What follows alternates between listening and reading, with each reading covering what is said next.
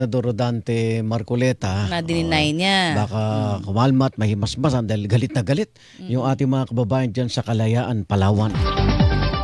Nasa linya po natin si Vice Mayor Maurice Philip Albayda ng Kalayaan, Palawan. Vice Mayor Albayda, si Igan to tsaka si Connie, welcome po sa programa. Welcome po. Yes po, magandang umaga. Mayad na timprano sa Salitang Kuyunin dito po sa Palawan. Mayad na timprano, Igan and Ma'am Connie. Opo. Oo. Sabi po, Vice Mayor MP ni Senador Rodante Marcoleta, napanood nyo naman siguro yung video nung hearing sa Commission on Appointments, di naman daw niya sinabing ipamigay. Mali daw yung konteksto. Pero dun sa premise, sinasabi niya na kung nasa labas ng exclusive economic zone, bakit pa tayo nagpapatayan dyan? Kaya sinestyon niya na kung pwede, baka pwede ipamigay na. Ano reaksyon niyo dun?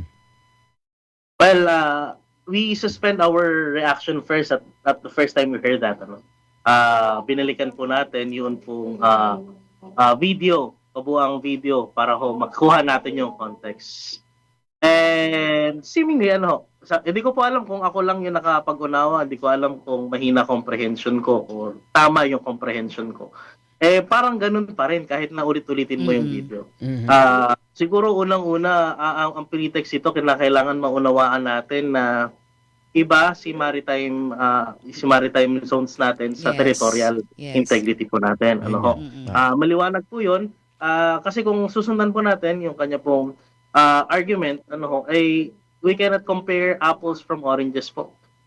Iba po talaga yon kasi kung yung naipanalo po natin sa arbitral ruling, po yun on concerns on maritime, hindi po territorial.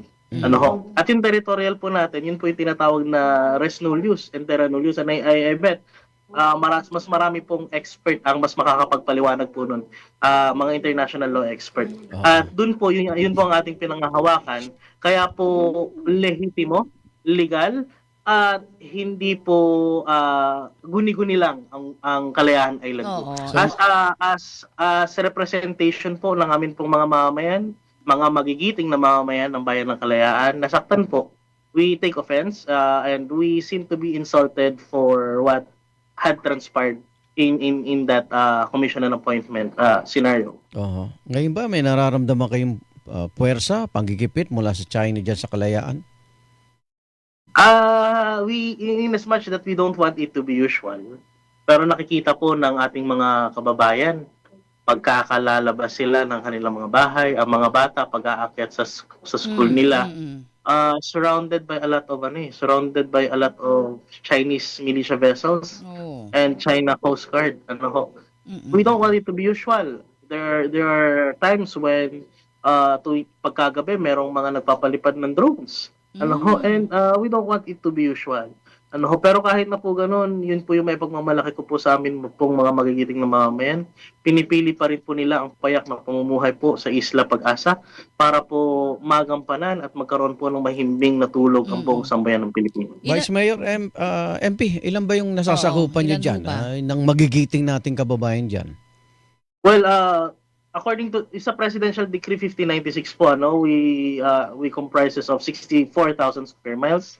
At ngayon po ay meron tayong 7 isla, 2 bahura, at meron pong as per the census po, yung nasa Pag-asa Island is around 400 to 450 individuals with 67 households. Okay, yung sa Pag-asa Island ho, dun meron talagang mga residente, tama ho ba? Yes, ma'am. Yes. Ilan ho na ngayon so far ang mga nakatira doon, na namumuhay, may mga eskwelahan? Ano ho ba? Kwento nyo para malaman ho siguro ng mga nagsasabing ipamigay ito. Well, karamihan po sa atin pong mga magigiting na mamayan. We call them magigiting. They are great people. Yes. Amongst all the people, sorry, hindi ko po gusto namang discriminate or what, but I would like to give entitlement sa atin pong mga magigiting na mamamayan. There are 67 households po doon. Alam niyo po, sa totoo lang, maraming opportunities outside Pag-asa Island. Pwede silang mabuhay dito sa mainland Palawan, pumunta ng Maynila, kahit saan. But yung sinasabi na i-give up sila, sila yung unang nag-give up. Sila yung unang nag-give up nung nung greener pastures, ng convenience of life that they could have para po tumira sa isla ng Pag-asa. Bakit? Kasi po may nakikita po silang pag-asa doon. Kasi po nakikita nila na they are the reality of the provision of Presidential Decree 1596, yung effective occupation and control. Ano po, effective occupation and control is only when when a group of people is occupying our state, especially in the island po. Vice Mayor, bilang head po ng konseho, wala bang move to declare the senator na persona non grata sa lugar nyo? Medyo mabigat po yan, ano. And we would like to understand as well na gusto natin na to rise above the situation. We understand that the senator himself is also a face of sovereignty. Ano po, ginagalang po natin yun and consistent tayo. He was elected by a sovereign electorate. Okay. Ano ho, siguro ang pinaka gagawin po namin is i-request na lang po natin na i-strike down, i-expunge yun po mga katagang nabitawan niya. Doon Kung hindi man record. po yun yung ibig niyang sabihin, kung hindi man po yun yung talagang ibig niyang sabihin, baka pwede, ano na lang po, paki-strike down na lang po. Okay. In as much as we want to condemn the statement, yun na lang po, alisin na lang po. Ayaw po natin na pagbasihan pa yan ng naratibo ng mga Chinese enablers. At na po, Pagwatakin tayo. sa totoo lang po, lalong-lalo na po, hindi naman po iba sa atin na meron pong mga Pilipino na nagsasalita para po sa China. Yes. And we don't want it na pagbasihan nila. At Okay. ayaw din natin na pagbasihan ng China yung pong statement na yun. Pero personal mo bang imbitahan siya na dumalaw dyan para makita naman yung sitwasyon nyo? Kasi si At Commodore pag Taliela. nakita, dagdagan yung budget. Di ba? Hindi biro yung parang isolated kayo dyan, di ba? Yes po, maranasan niya po kung gaano po mainit na tumanggap ang amin pong mga magigiting na mamamayang. Maranasan po actually kahit sino po sa bansang Pilipinas, yun pong kakanta po kayo ng lupang hinirang sa mismong Isla Pag-asa on a June 12. Yes. Talagang hindi niyo po mapipigilan na tumulo o hilabot. manginig yung luha po ninyo. Ano bang mga common na source of income, kabuhayan ng ating mga magigiting na kababayan dyan, Vice Mayor? Most of them po ay nasa construction po dahil sa mga construction na ginagawa. Yung iba po ay mga empleyado po ng munisipyo na pinapatunayan na kaya po nating mag-stand or kaya po mag-function ng Parang munisipyo po doon. Oo. Ng gobyerno po doon. And iba po ay mga nagnenegosyo, mga tindahan, at yung iba po ay ay mga karamihan ay mangingisda po. Okay. Alam niyo po, doon po sa amin, kung ikikwento ko lang po, just to give another focus of lives in Pag-asa Island. Marami po doon ay mga poorest of the poor na nanggaling po sa mainland Palawan. But then, tumira sila sa Pag-asa Island. Alam niyo po, nagsumikap sila, nakakapag-ipon, minsan 2 taon, 3 taon sila hindi bumababa. Yung iba, pagbaba po dito, bumibili ng house and lot cash. Wow. Yung iba, bumibili ng house and ng motor, nakakapagpuntar ng, alam niyo po, the Pag-asa Island itself serves as a home of hope for them na kaya nilang makapag-leverage na may angat yung buhay at kabuhayan nila. So hindi ho basta-basta Pag-asa Island.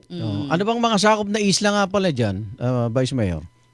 Well, we have the Likas Island, Likas, the Hawak Island, the Patag Island, the Pag-asa Island, the Kota Island, the Panata Island, the Parola Island, the Pag-asa Island, and dalawang reefs po, yun pong Rizal Reef at yung atin pong Ayungin Reef. Yung bang Yun ibang pong tinatawag sa informasyon. mga lugar, meron na rin bang naninirahan o wala pa? Sa ngayon po, ang trajectory po ng pamahalaan po sa pamumuno po ni Mayor Billy Alindogan ay magkaroon na po ng civilian occupation sa Lawak Island po at sa Likas Island. Yun po yung natin, Bilisan yun po natin. yung panukala po. Nagkaroon pagkakataon 1994 na bisita dyan, may parang isang eleksyon. Hinarang din kami ng mga Chinese sa lugar dyan sa Pag-asa. At maganda yung lugar. Actually, parang ayaw ko nang umalis dahil sa linis ng tubig. Ang linaw, Vice Mayor. Naghahalo ang green tsaka blue. Ganda. Oo. Totoo po. At Talagang iba't iba po fresh, yung mga oo. buhangin po Iba doon. yung Nung araw po buhangin. na yun siguro, Igan, pipiliin mo pa kung ikay mangangawil kung lapu-lapu at talakitok yung Yun nga. huhulihin mo. Sarap naman yan. Pero nung dumating ako doon, may mga may eskwelahan na. Meron na. Meron ng entertainment na may bilyaran. Hindi mo Kasi- wala, karaoke. Doong una wala yun. May runway, may maliit na parang So, runway. ang para lang ho dun sa mga hindi pa nakakaalam, paano ho yung source ng tubig, kuryente, okay naman ho? Consistent ba? Ibig sabihin, hindi naman siya intermittent? Opo, yung tubig po natin, kaya nga po kino-consider natin yung carrying capacity. Kasi ano po siya, groundwater source siya. Yes. Si Ma'am Katibog po ay nakarating po doon, GMA Kapuso Foundation. Apo. Oo, nag-survey po ng Aquafair. At yung atin pong kuryente po doon, meron po tayong diesel power plant na pinoprovide po ng Napocor. Oo. Mas madalas pa po ang brownout sa mainland Palawan. Doon po halos hindi mag-brownout. Ay, Ayos. very good. Ayos. Yung makapagpalaot, yung ating mga mangingisda po dyan sa Sandy Case, okay pa ba ang kanilang sitwasyon o medyo ginigipit pa rin?